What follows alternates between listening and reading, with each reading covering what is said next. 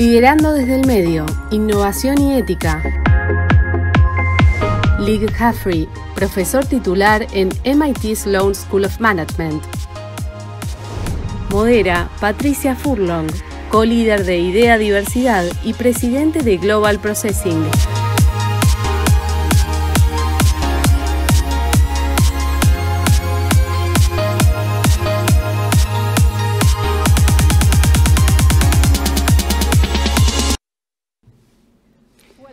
Bienvenidos todos a esta última reunión del día.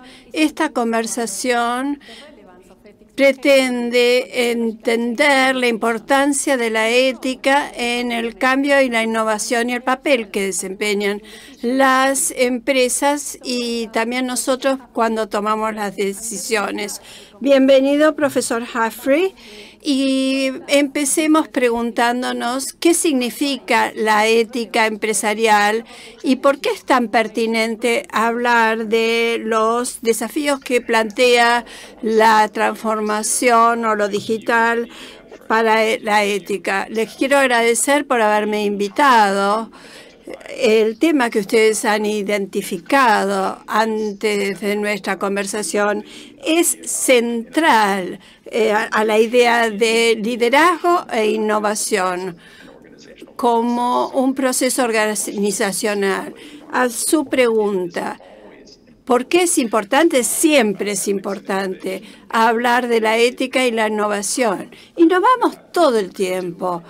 Podríamos hacer una encuesta histórica acerca de innovaciones históricas y científicas que podrían ser insecticidas, la bomba atómica, los derivados financieros.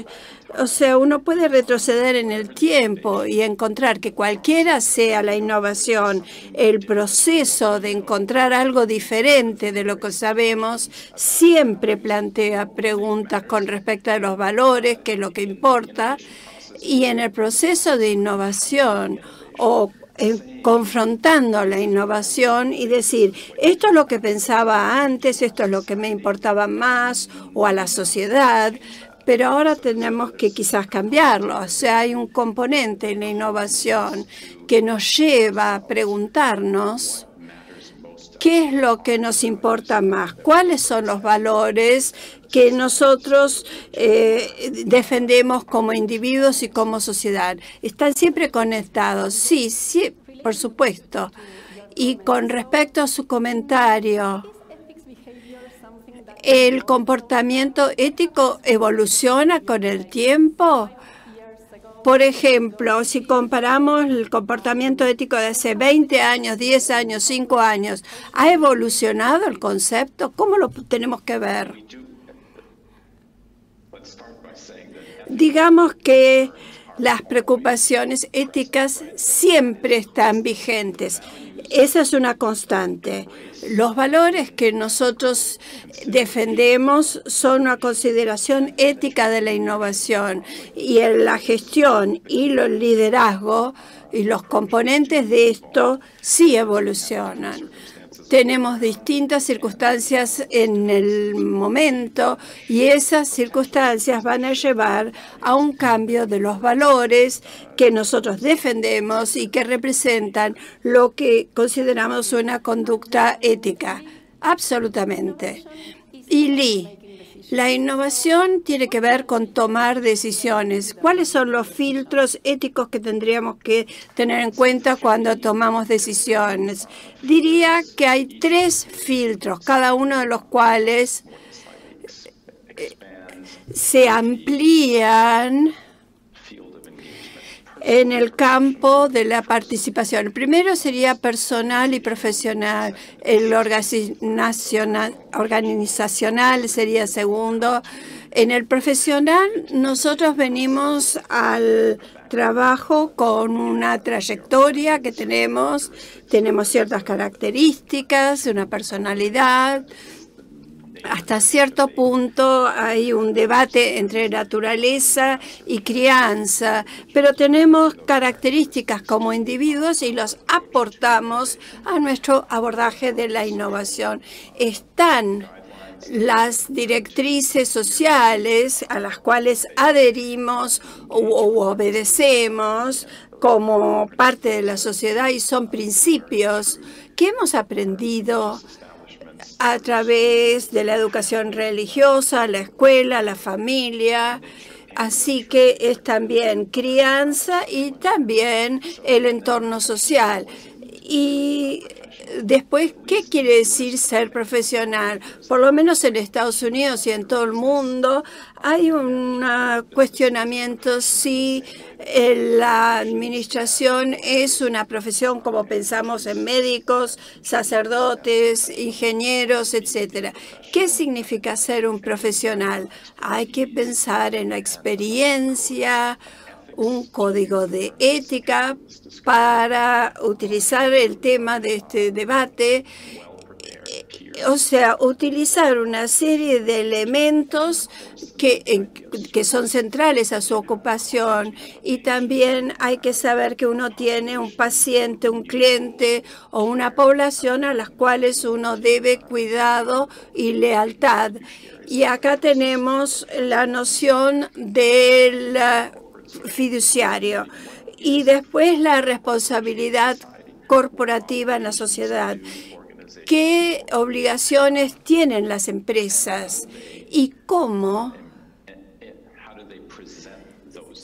presentan esas normas a la sociedad en su totalidad y también a las partes interesadas que están más estrechamente conectadas con una empresa, es decir, los clientes, los empleados, los proveedores y la comunidad en la cual se desempeña la empresa? Y por último, la perspectiva sistémica. ¿Qué gran imagen se aplica a las operaciones de la organización y de los individuos de la organización? Podríamos decir, tenemos un sistema que es capitalista, socialista, comunista. Bueno, estas son maneras que podrían tener que ver con la historia reciente, pero siempre cuando hablamos del papel de la ética, necesitamos reconocer que se trata del individuo, de la organización y de la sociedad y el sistema que la sociedad aplica a sus operaciones en general. Muy claro. Entonces, en este evento hemos hablado de los beneficios de la innovación y cómo tendría que estar incorporada en nuestro proceso de pensamiento. Sin embargo, parecería que los gerentes medios están presionados para innovar por cualquier manera, por parte del sistema o de sus líderes. ¿Cómo los podemos ayudar para enfrentar esas tensiones? Quisiera decir que en un nivel, por lo menos, su pregunta me reconforta, porque creo que la gerencia media siempre piensa que el sistema les impide innovar. Hay una especie de estasis en muchas organizaciones que hacen que la gerencia media no pueda introducir cambios a nivel del individuo o la organización. Es una diferencia entre lo que se dice y el objetivo. Aparecería haber algunas diferencias, ¿no es cierto? Sí. La otra cosa que diría es que la innovación o innovar a cualquier costo parecería ser muy problemático.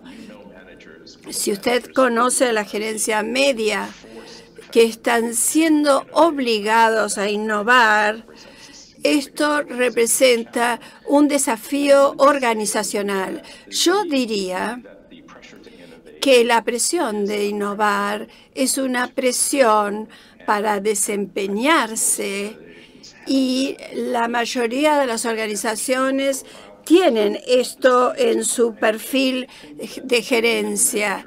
Yo pienso que los gerentes medios, y de hecho yo sugeriría, no importa en dónde se encuentre dentro de la jerarquía, uno siempre se encuentra en el medio, incluso el CEO, siempre tiene a alguien por encima de ellos. Podría ser el directorio o podría ser el cliente o las organizaciones. O sea, esto no es personas que tienen entre 25 y 30 años y ganan una cierta cantidad de plata. Es una preocupación constante para todos nosotros en las organizaciones. Sí, innoven, pero reconozcan que si lo van a hacer y lo van a hacer bien, tienen que preguntarse qué ayuda a la organización y ayuda a que la organización cumpla con la sociedad en general. Entonces, plantear cuando están presionados, cuando se les pide desempeñarse a cualquier costo, me parece una oportunidad siempre y cuando que el gerente medio tiene la posibilidad de mejorar su situación, pero al mismo tiempo el resultado para la organización. ¿Hasta qué punto un joven profesional que conoce este dilema puede marcar una diferencia? ¿Pueden desarrollar herramientas sólidas para agregar una visión ética a la innovación? Nuevamente, quizás lo dije de otra manera, la ética siempre está operando en nuestra toma de decisiones. Nunca hay una situación, una opción no ética. Siempre operamos con valores e incluso cuando uno de nosotros piensa que el resto de la sociedad piense que eso está totalmente mal, es ilegal, es poco ético, etcétera, la persona que lo está haciendo dice, este es un valor que yo defiendo y es un buen valor. Quizás pueda ser un autoengaño, pero tenemos que reconocer que tenemos este tipo de diálogos. El tema es qué priorizamos y cómo lo hacemos. Habiendo dicho esto, pasaría a la segunda parte. Hay herramientas y yo les voy a dar un ejemplo. Quizás conozcas una serie que se llama Dar voz a los valores. Fue creado por una señora que trabajaba, Mary Gentile, en Harvard. La conocí en la década del 90 y lanzó esta serie que se llama Darle voz a los valores, en donde tenía casos o situaciones que están diseñados para que las personas piensen cómo defender sus valores en el lugar de trabajo. Y este es un simple ejemplo del tipo de recursos, y hay muchos disponibles para los jóvenes profesionales. Es decir, darle voz a los valores es un muy buen programa. Yo hice la prueba beta de un ejercicio que había diseñado Mary, que utilizamos en el Instituto Sloan de Harvard desde entonces.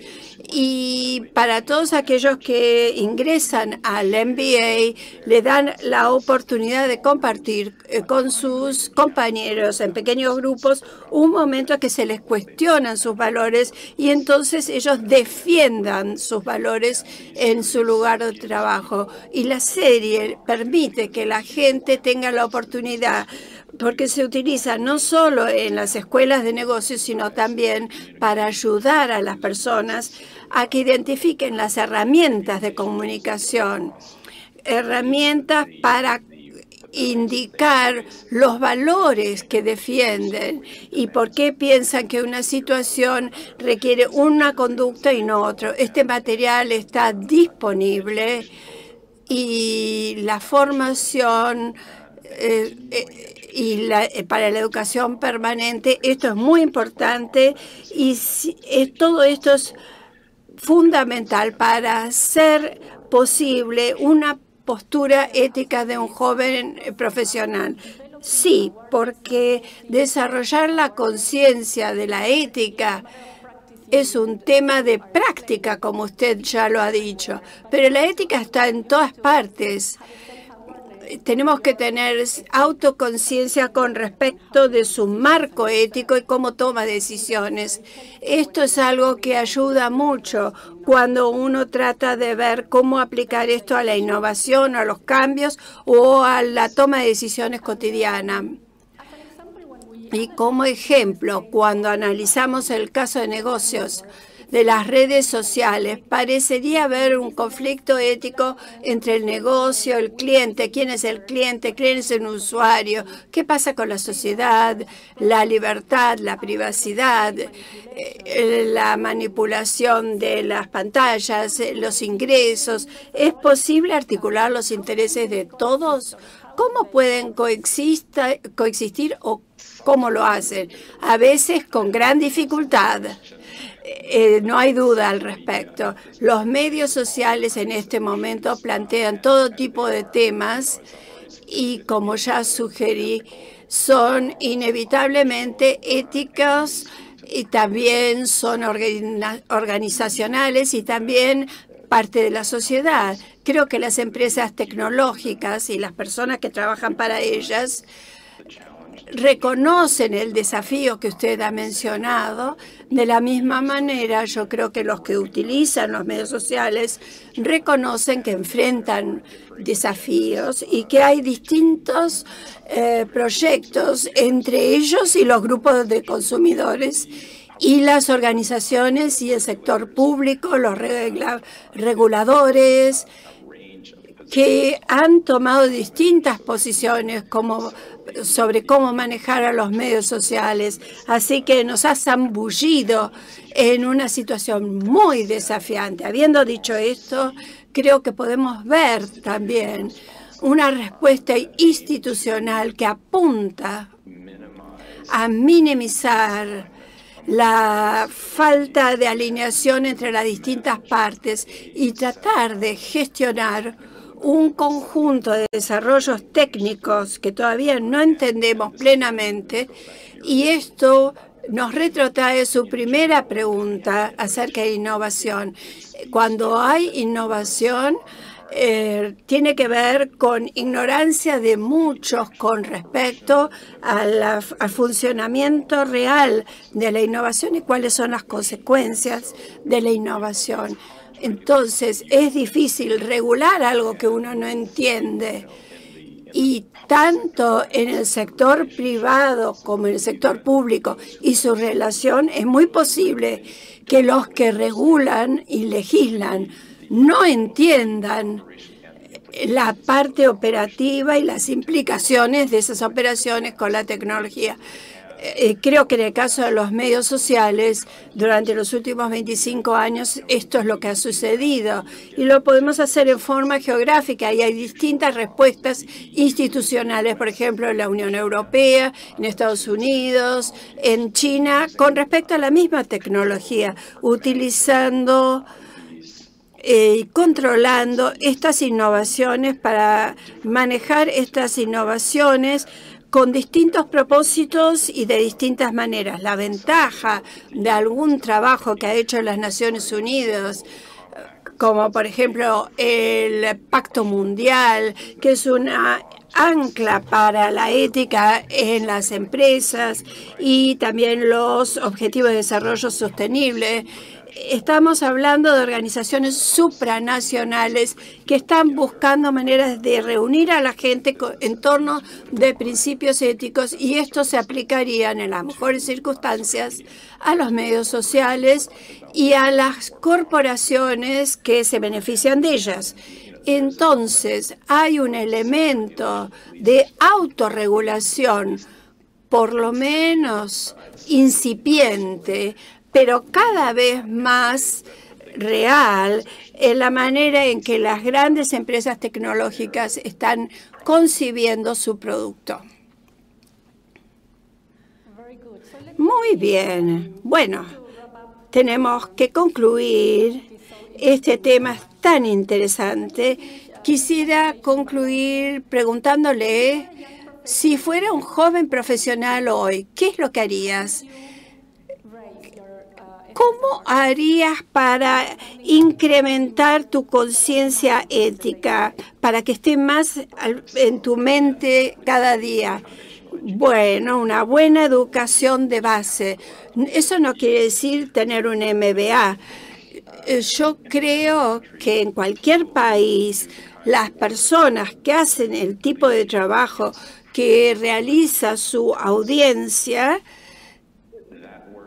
ese trabajo requiere razonablemente una educación de grado básica y eso puede ser reemplazado por experiencia, pero lo importante es darse cuenta uno mismo de la educación que ha recibido formal o experimental y qué es lo que nos ha enseñado, cómo se alinea con la sociedad en general, qué decisiones tengo que tomar para poder sacar ventaja del aprendizaje que he realizado hasta aquí.